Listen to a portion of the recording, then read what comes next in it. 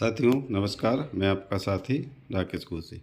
साथियों, मैंने रीजनिंग का फर्स्ट पार्ट क्लॉक रीजनिंग वाला पहले ही शेयर कर दिया था। यह सेकंड पार्ट है और अगर आपको पार्ट अच्छे लग रहे हों तो आने वाले पार्ट मैं बनाऊं या ना बनाऊं, इसके लिए आप कमेंट ज़रूर करें और चैनल को सब्सक्राइब और लाइक ज़रूर करें।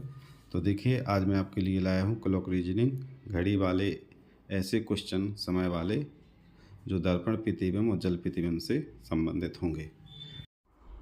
तो चलिए साथियों, देखते हैं पहला प्रश्न है, एक घड़ी में 8:25 हो रहा है तो दर्पण में प्रतिबिंब क्या दिखाई देगा। तो इसमें आपको मैं एक ट्रिक बता रहा हूँ। इस टाइप के जो प्रश्न आते हैं दर्पण प्रतिबिंब से संबंधित, इसमें आपको 11:60 यानी 11:60, यानी ये कितने बज रहे हैं, 12, यानी इसको अपन 12 को ऐसा भी लिख सकते हैं 60 मिनट यानी 1 घंटा, तो 11:60 यानी हो जाएगा आपका 12 बजे।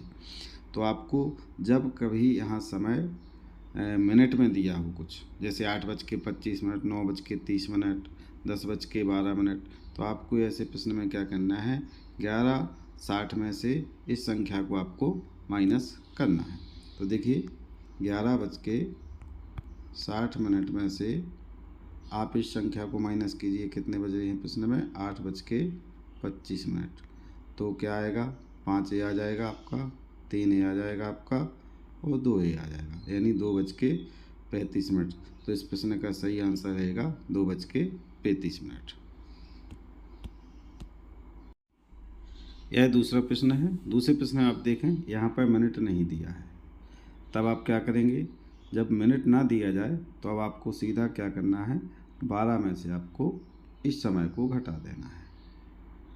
12 में से आप इस समय को घटाएंगे, 12 में से आपको कितने घटाना है, 9, तो आपका सीधा सीधा आ जाएगा 3 बजे। तो इसका सही आंसर आपका ये रहेगा बी वाला, 3 बजे। तो साथियों, समझ में आ गया होगा कि अगर यहाँ पर मिनट दिया जाए तो आपको 11:60 में से माइनस करना है, और अगर मिनट ना दिया जाए, यहाँ पर सीधा सीधा समय दिया जाए, तो आपको 12 में से माइनस करना है। ये तो हो गया आपका 12 बजे तक के समय के लिए।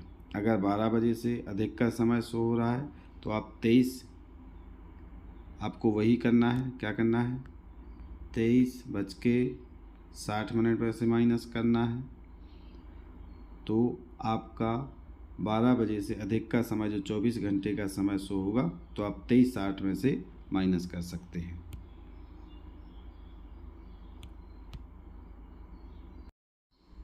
देखिए, इस प्रश्न को देखिए, जैसा कि मैंने आपको बताया था, जब 12 बजे से अधिक का समय सो रहा हो तब आप क्या करें। जैसे इस घड़ी में देखें 15:10 हो रहा है, तो दर्पण प्रतिबिंब में देखने पर क्या दिखाई देगा। तो आपको जब 12 से अधिक का टाइम दिया जाए तो आपको क्या करना है, 23:60 में से दिए गए समय को आपको माइनस कर देना है। अब आप इसको माइनस करेंगे तो आपका ये 60 में से 10 जाएगा 50 और 23 में से 15 जाएगा 8, यानी 8:50 इसका समय रहेगा। तो इसका उत्तर है ए आ जाएगा साथियों। तो अभी आपने दर्पण प्रतिबिंब से संबंधित प्रश्न देखे हैं। अब देखिए आप, यहाँ पर जल प्रतिबिंब क्या है, जल प्रतिबिंब है। एक घड़ी में 3:30 का समय है, तो इसका जल प्रतिबिंब क्या होगा। अब जल प्रतिबिंब और दर्पण प्रतिबिंब में आपका अंतर है थोड़ा। क्या अंतर है, जैसे देखिए आप, यह एक घड़ी बनी हुई है, इस घड़ी में दर्पण आपका ये रखा हुआ है, तो इसका प्रतिबिंब कहाँ बनेगा, ये बनेगा इस साइड, यानी। और जल में प्रतिबिंब कैसा बनता है, ये घड़ी है, इसका प्रतिबिंब कहाँ बनेगा, नीचे की ओर। जब प्रतिबिंब नीचे की ओर बढ़े तब आपको दर्पण प्रतिबिंब वाला मैंने जो ट्रिक बताई है उसका प्रयोग नहीं करना है। तो जब नीचे बनते हैं, यानी जल प्रतिबिंब में नीचे बनता है, तो इसके लिए आपको क्या करना है, इसमें आपको क्या करना है, 2 टाइम हम आपको बता रहे हैं, 6:30, इसमें से माइनस आपको करना है, और 18:30। यह 2 टाइम आप नोट कर लीजिए, 6:30 और 18:30 आप इसमें से माइनस करना है। अब 6:30 में से कम माइनस करना है जब इससे कम समय यहाँ पर आपका दिया जाए। देखिए 3:30 दिया है तो आप इसमें से माइनस कर सकते हैं।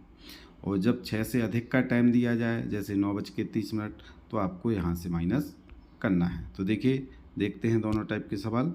पहला प्रश्न है आपका, तो आप क्या करेंगे, इसमें से 6:30 में से 3:30 आप माइनस कर देंगे तो सीधा सीधा आपका आ जाएगा 3 बजे।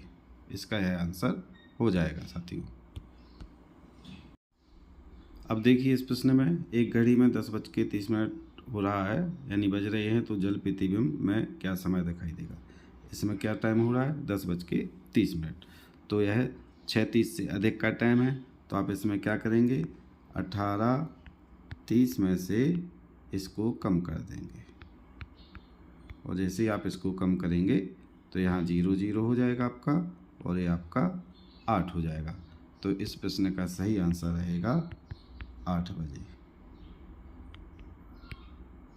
तो साथियों, अगर वीडियो अच्छा लगा हो तो चैनल को सब्सक्राइब जरूर करें और अपने साथियों तक शेयर करें। धन्यवाद।